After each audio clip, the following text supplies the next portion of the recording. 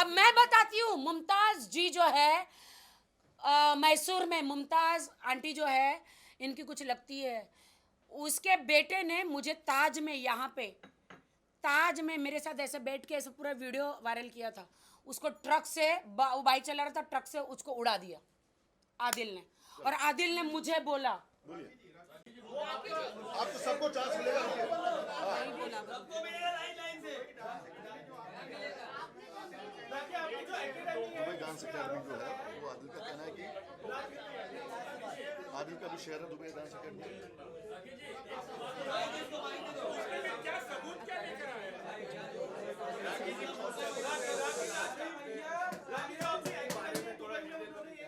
बच्चों से पैसे लूटते हैं और अभी बंद कर दिया। आपकी माँ को मारने के पीछे आपका हाथ है, ये आदिल ने कहा है। और मुझे कहा है कि अगर आदमी किसी नेचर की रहेगी तो उनकी जिंदगी में कभी कोई नहीं रहेगा और वो हमेशा अलग अकेले रहेगा। मैं बिग बॉस में थी तो मैं इसको पैसा देकर गई थी। इसने रादिल हम लोग को खोलना था प्रोडक्शन हाउस, लेकिन इसने वो जो उसकी गर्लफ्रेंड है जिसका मैं नाम नहीं लेना चाहती,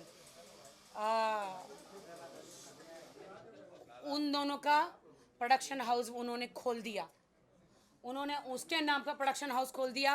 मेरे पैसों पे मेरी ऑफिस, मेरा हस्बैंड, मेरी ज़िंदगी ऐश कोई और कर रही है। आप समझ रहे हो? और मैं पैसे देकर गई थी, वो मेरे पास पूरे रूम बुक करने के पूरे प्रूफ है। कितनी कितनी लड़कियों के साथ होटलों में इन्होंने किया, वो सारे प्रूफ है, सारे वीडियो, सारे प्रूफ है मेरे पास। और मेरी माँ को इसने कभी पैसा नहीं दिया। मैं 10 लाख रुपया देकर गई थी, मेरी भाभी ने हाथ जोड़ के, इसकी माँ कोमा में चली गई है, इसकी माँ कोमा में चली गई है, 1 मिनट, इसकी माँ कोमा में चली गई है, पैसा दो। ये फ़ोन नहीं करता था, बिल्कुल भी भाभी का फ़ोन नहीं उठाता था। और मेरी माँ कोमा से ऊपर चली गई, और शर्म आनी चाहिए, लानत है इसके, थूकती हुई इसके मुंह पे। कहता है आदिल खान दुरानी, थूकती हुई इसके मुंह पे, कहता है कि जिस दिन इसकी माँ मरी वो बिरयानी खा रही थी। नहीं, प्रेस कॉन्फ्रेंस आप लोगों ने लिया, देखा हमने भी है यार उसको, सबको एक एक पॉइंट है हमारा। कौन सी औलाद है, चाहे इंडिया ही नहीं बाहर भी, कौन सी औलाद है जिसकी माँ जिस दिन मर जाए वो खाना खाए? आपके सबके सामने सबूत है। उसने क्या बोला, उसकी माँ 3 बजे मरी, वो जाने रही जब तक मीडिया नहीं आएगी। और आपको लगता है कि मैं तब तक, आप लोग मीडिया वाले हो, सच का सच, सच का झूठ का झूठ आप लोग बताते हो। आप लोग कब पहुंचे? जब मैं ऊपर से नीचे आई, बॉडी बांध के, मैं, मेरी अकेली, मेरी फ्रेंड राश्री और फाल्गुन, नहीं आप नहीं थे, राश्री और मैं, मेरा भाई, हम लोग थे। तब मैं जब ऊपर से नीचे आई तब आप लोग नीचे थे ना?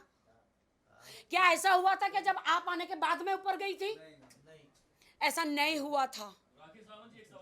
नहीं, पहले सवाल आप नहीं पूछेंगे।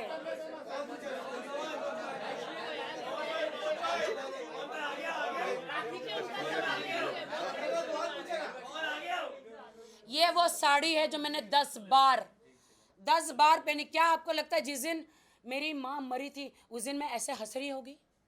सेम साड़ी मैंने 3 बार पहनी है। तो सेम साड़ी में कहीं खाना, राष्ट्र के घर पे खाना खाया होगा।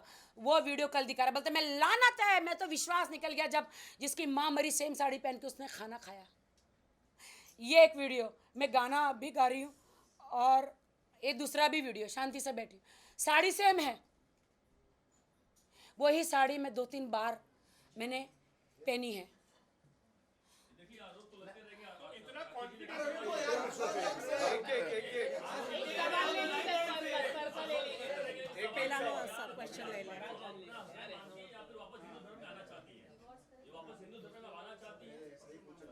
नहीं, मैं आदिल को अपना हस्बैंड नहीं मानती हूँ अब, क्योंकि मैंने डाइवोर्स मैं फाइल कर रही हूँ।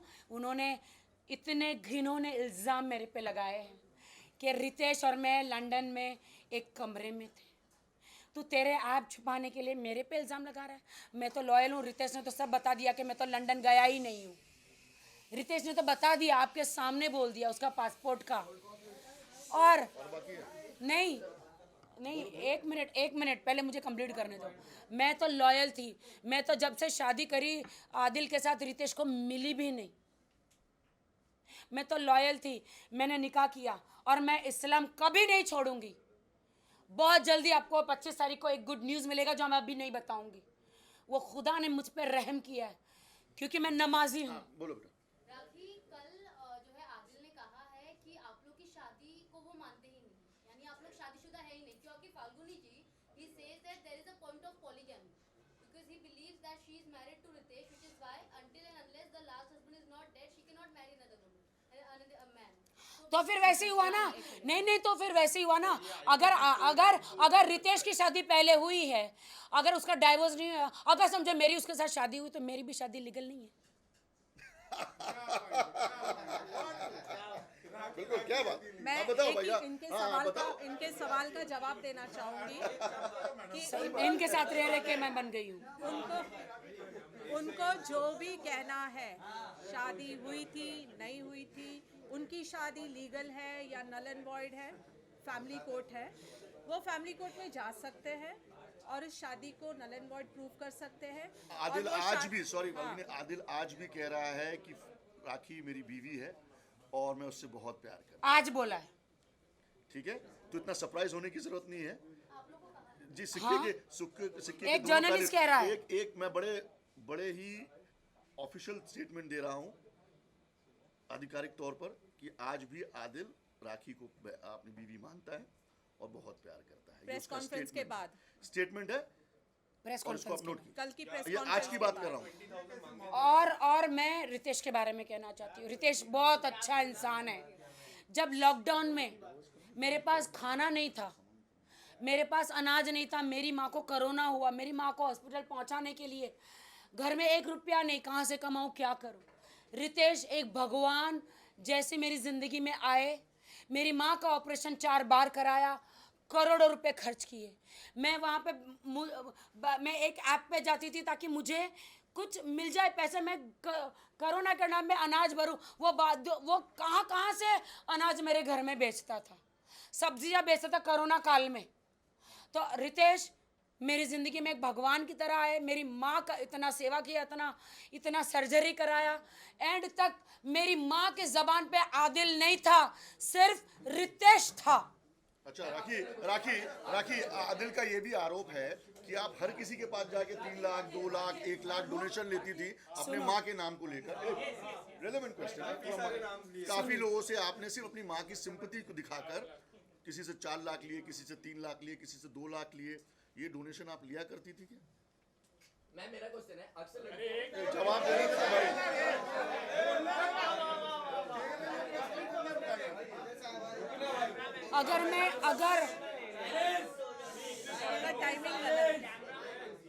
अगर मैं किसी से 2 लाख 3 लाख सब लेती हूँ मेरी माँ के नाम पे, तो सलमान भाई के पास मुझे भीख मांगने की ज़रूरत नहीं पड़ती कि भाई मेरी माँ को बचा लो। सलमान भाई ने इतना पैसा खर्च के मेरी माँ का ऑपरेशन किया कैंसर का, कोरोना के टाइम पे। उसके बाद भी कैंसर बढ़ गया। और फिर मैं थक हार गई, मेरे पास अब पैसा नहीं है माँ का इलाज करने के लिए। मैं बैंकक्रप्ट हो गई, मेरे पास नहीं है पैसा। मैंने भाई को बोला, भाई मेरी माँ को हॉस्पिटल में एडमिट करा दो, मैं बिग बॉस से आने के बाद कोमा चली गई है, कुछ करो भाई। तो भाई ने, भरत भाई मेरा जो है, जो आपके राधे मीरा ट्रस्ट के चेयरमैन, पूरा उन्होंने हॉस्पिटल का खर्च किया और इमीडिएटली पैसे ट्रांसफर किए किटी केयर हॉस्पिटल में नाम जोशी जी के पास, और उनकी माँ को बोला कि अभी के अभी शिफ्ट करो, एडमिट करो। मैंने किसी से कोई कैश नहीं लिया, ना मेरे अकाउंट में लिया। मैं एक ईमानदार लड़की हूँ। मैं मेहनत से इतने सालों से स्ट्रगल कर करके बॉलीवुड में टिकी हूँ आज तक। मुझे कोई जज ना करो। इसको स्टार बनना है, इसको बिग बॉस जाना है, इसको फिल्म स्टार बनना है। आदिल 4 वीडियो कर लोगे, C ग्रेड की 4-5 फिल्में कर लोगे, गायब हो जाओगे एक दिन। एक लड़की को इतना बदनाम मत करो। फाल्गुनी जी, जैसे अभी राखी ने कहा था कि 1 करोड़ 60 लाख जितने उन्होंने इन्वेस्ट किए थे गाड़ियों में, तो उस चीज को लेकर अभी क्या स्टेटस है? वो आप बताइए, तो चेक अच्छा हाँ, ये बहुत अच्छा बताएंगे, क्वेश्चन है ये बताएंगे। कि आदिल दुरानी ने कहा, सुनिए, उसको रिलेटेड डिटेल में मत देना, कोर्ट में पेंडिंग है। हाँ, आदिल दुरानी ने जो कहा कल प्रेस कॉन्फ्रेंस में कि राखी से उनको 90+ लाख कुछ लेने हैं, 95 लाख लेने हैं, तो मैं आपको बता दूं कि तकरीबन जनवरी में आदिल दुरानी ने एक पेपर में साइन किया और उसमें उन्होंने कबूल किया है कि 1.5 करोड़ रुपया उनको राखी सावंत को देना है और पीडीसीज दिया उनको। उनका कहना था कि मैं पैसे अभी नहीं दे सकता, मुझे 1.5 साल का टाइम चाहिए। राखी ने कहा कि मैं 1.5 साल की टाइम नहीं दे सकती हूँ, मैं सिर्फ 8 महीने का टाइम दूंगी। तो राखी के जितने भी चेक्स थे पीडीसीज आदिल दुरानी ने 1.5 करोड़ के दिए और मुझे नाम नहीं लेना चाहिए लेकिन आज मौका ऐसा है कि मुझे नाम लेना पड़ेगा। अनस भाई जो मेरी बहन जैसी जो है सना खान के हस्बैंड हैं, वो एग्रीमेंट, वो पीडीसीज आज भी उनके पास है, सारे चेक्स उनके पास हैं। जब मेरा किसी से 95 लाख रुपीस निकलता है तो मैं क्यों 1.5 करोड़ के पीडीसीज उसको दूंगा और एक टाइम लिमिट रखूंगा एग्रीमेंट में कि मैं 30 सितंबर तक ये पेमेंट कर दूंगा। आदिल ने जो बात कही कि 90 लाख रुपीस मेरे निकलते हैं, ये सरासर गलत है। लेन देन होता है कि उन्होंने दिया, उन्होंने वापस ट्रांसफर किया, इन्होंने दिया, वापस ट्रांसफर किया। स्टेटमेंट है उनके पास, कल वो स्टेटमेंट हमने भी पुलिस स्टेशन में दिया, उनको भी कहिए पुलिस स्टेशन और कोर्ट में अपना स्टेटमेंट दे दो। फाल्गुनी जी, एक सवाल था आपसे, अब कितने केस जो चल रहे हैं आदिल के ऊपर और कितने आप फाइल करेंगी, कौन कौन सी धाराएं होंगी और कब तक बहुत फाइल केस करेंगी? बहुत केस चल रहे हैं। मैं क्या करूंगी वो आपको नहीं बताऊंगी। मैं जो मुझे करना है वो मैं करके दिखाऊंगी। बात रही एफआईआर्स की आदिल के ऊपर, नहीं तो 6 एफआईआर कर्नाटका इसमें है, मैसूर में है, बहुत सारे चेक बाउंसिंग के केसेस है और एक रेप केस है, बहुत सारे चेक बाउंसिंग के केसेस है जिसमें वारंट पेंडिंग है और बहुत सारे 420 के केसेस है। और ये मैं ऑन रिकॉर्ड इसलिए बात कर रही हूँ क्योंकि हमारे पास एफआईआर की कॉपीज़ है। ये कोई फेक एलिगेशन नहीं है जैसे आदिल करते हैं, वैसे हम कोई फेक एलिगेशन नहीं करते। उनके पास बहुत सारे केसेस है और आने वाले दिनों में उनके ऊपर और भी केसेस, चाहे राखी करे या नहीं करे, उन्होंने बहुत सारे ऐसी चीज़ें की, वो आने वाले दिनों में और केसेस होने वाले हैं। और कल की प्रेस कॉन्फ्रेंस के बाद आदिल ने अपना जेल जाने का दरवाजा वापस खोल दिया है। उसने कोर्ट के टर्म्स एंड कंडीशंस को वायलेट किया है, वो राखी के केस में किया है या कोई भी केस में। पहले मैं नहीं आई थी, आज मैं जब उन्होंने कल आए मुझ पे इल्ज़ाम लगाए, इसलिए मैं यहाँ पे आके उनके जवाब देने आई हूँ। और मैंने कोर्ट में पूरा पेश किया हुआ है। कहते हैं मुझे मारा, वो लिपस्टिक के दाग है। पुलिस गलत है, मुंबई की मेडिकल रिपोर्ट गलत है। हाँ, देखिए आप जो कह रहे हैं कि राखी सावंत को जो उसने मारा वो लिपस्टिक के निशान है, आप पुलिस स्टेशन जाइए, एक आरटीआई डालिए और उसमें माननीय न्यायालय के सामने भी आप जा सकते हैं, उससे रिपोर्ट निकालिए कि मेडिकल रिपोर्ट में क्या क्या था, क्या राखी को वापस वाकई चोट लगी या राखी के साथ वाकई 377 हुआ या नहीं हुआ, ये मेडिकल प्रूव करता है। तो आप देख लीजिए एक बार जाके और फिर ये सवाल उससे कितना उन्होंने, ये 8 महीने की शादी में मुझे उन्होंने इतना मारा है। कहते कोई राखी सावंत को मार सकता है क्या? राखी सावंत हूँ मैं मीडिया के सामने। एंड ऑफ द डे मैं एक औरत हूँ, एंड ऑफ द डे मैं एक औरत हूँ।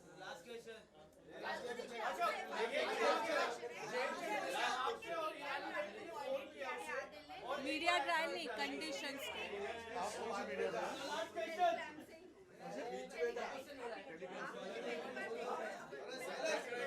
उसका फोटो शूट डाला इन्होंने डेली टाइम्स ना, डेली टाइम्स।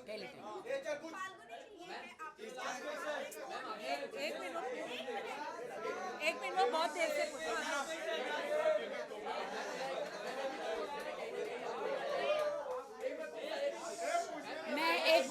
मैं बॉलीवुड में हूँ तो क्या हुआ? एक मिनट कब से पूछ रहा है?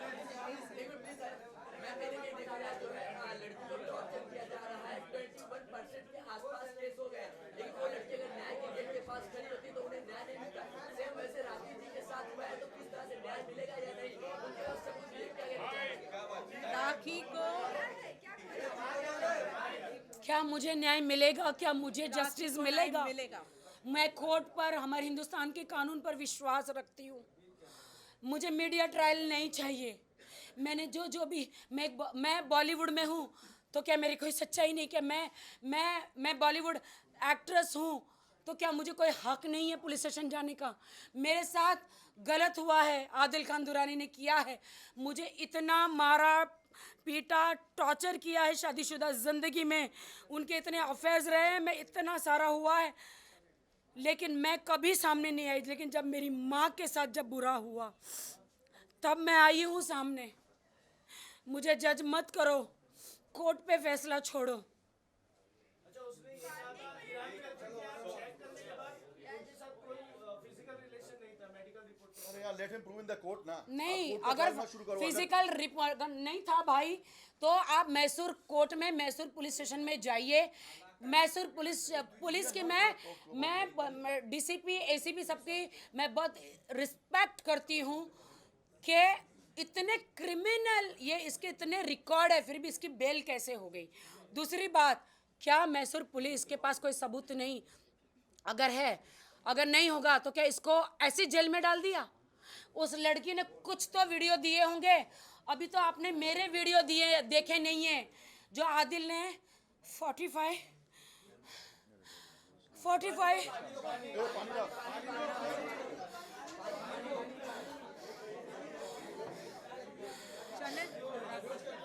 आदिल ने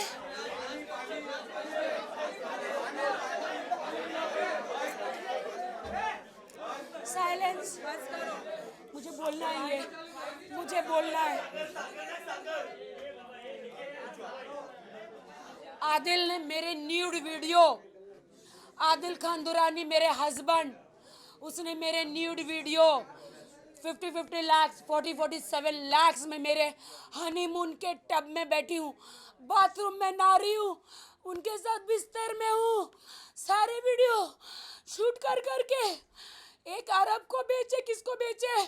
जिसका नाम है, मैंने आपको भेजा। नाम बताने की जरूरत नहीं। बहुत सारी चीजें ऐसी हैं जो हम बाद में कोर्ट के लिए रखना चाहते हैं। प्लीज वो ट्रायल में मेरा न्यूड वीडियो अभी ट्रायल नहीं करेंगे हम। बताइए, लास्ट क्वेश्चन, टीवी का भेजा। लास्ट क्वेश्चन बोलिए। आपसे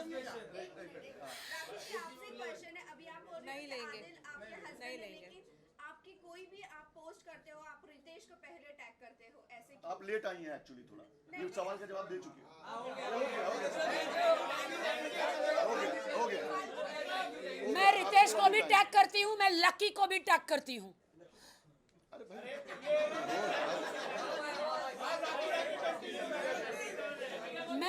मैं फाल्गुनी को भी टैग करती हूँ, मैं राशि को भी टैग और करती हाँ, हूँ, वाहिद अली खान को भी टैग कर लेती मैं है। भाई को भी और मेरी भाभी को भी टैग करती हूँ। आदिल को इसीलिए नहीं टैग करती क्योंकि 6 महीने जेल में था, बाहर कौन देखेगा इंस्टाग्राम। राखी अभी वापस आदिल कल प्रेस कॉन्फ्रेंस लेंगे, फिर परसों ऐसे ये चलता रहेगा। आप लोग परसों मैं लूंगी। काफी मसाला है। चलिए। नहीं, परसों मैं लूंगी, तरसों वो प्रेस करेगा, फिर परसों नरसों मैं ले लूंगी उसके साथ।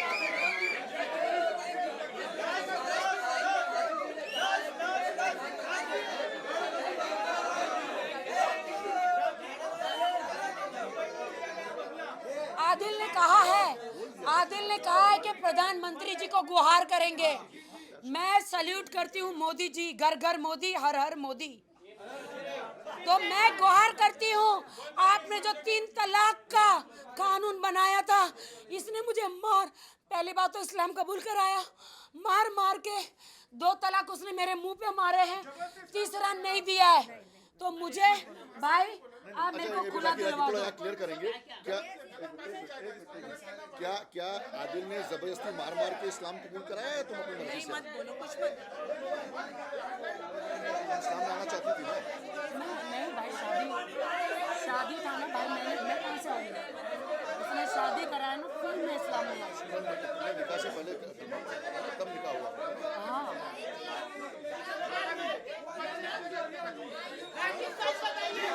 ये पहले क्लियर करें तो बोलेंगे मार के इसने इस्लाम कबूल कराया। मैंने ऐसा नहीं बोला। ऐसे बोला है वो, ऐसा हो गया। नहीं, मुझे मारा है। अच्छा, ओके। उसको देखिए, एक बात हम क्लियर करना चाहेंगे कि राखी ने जो भी कहा कि उसको मारा करता था, ठीक है, वो राखी का स्टेटमेंट है। लेकिन मैं राखी से एक बड़ा अच्छा सवाल पूछूंगा और आप सब प्लीज चुप रह के सुनिए कि क्या राखी सावंत जी, आपको आदिल दुरानी ने मार के इस्लाम कबूल कराया? क्या जबरदस्ती इस्लाम कबूल कराया, या निकाह में आप उसके प्यार के बाद आप निकाह करना चाहती थी और इसलिए आपने इस्लाम कबूल किया? क्योंकि निकाह में इस्लाम की शरीयत है कि अगर आप निकाह पढ़ रहे हैं तो दोनों ही मुसलमान होना चाहिए और कलमा गो होना चाहिए। तो क्या आपने सिर्फ आदिल से निकाह करने के लिए मैंने सिर्फ उन्हें कोर्ट मैरिज करने बोला था। हाँ। लेकिन मुझे मैं प्रभु यीशु में थी, लेकिन मैं इस्लाम में आऊँगी ये मैंने नहीं सोचा था। लेकिन उन्होंने शर्त रखी थी कि मैं निकाह करूँगा, आपको इस्लाम कबूल करना पड़ेगा। लेकिन मैं प्यार करती थी तो मैंने जिना किया था उनके साथ, मतलब उन्होंने मेरे साथ, तो फिर मैंने इस्लाम कबूल किया और मैं इस्लाम में आई हूँ और मैं इस्लाम की रिस्पेक्ट करती हूँ और मरते दम तक मेरी शादी नहीं रहेगी, मेरा तलाक हो जाएगा, लेकिन मैं इस्लाम कभी नहीं छोड़ूंगी क्योंकि मैं अल्लाह को प्यार करती हूँ। आदमी गलत निकला है, इस्लाम बहुत अच्छा है। मैं इस्लाम को, मैं मुसलमानों को बहुत इज्जत करती हूँ। मैं एक मुसलमान हूँ और मरते दम तक रहूंगी। चलिए, थैंक यू।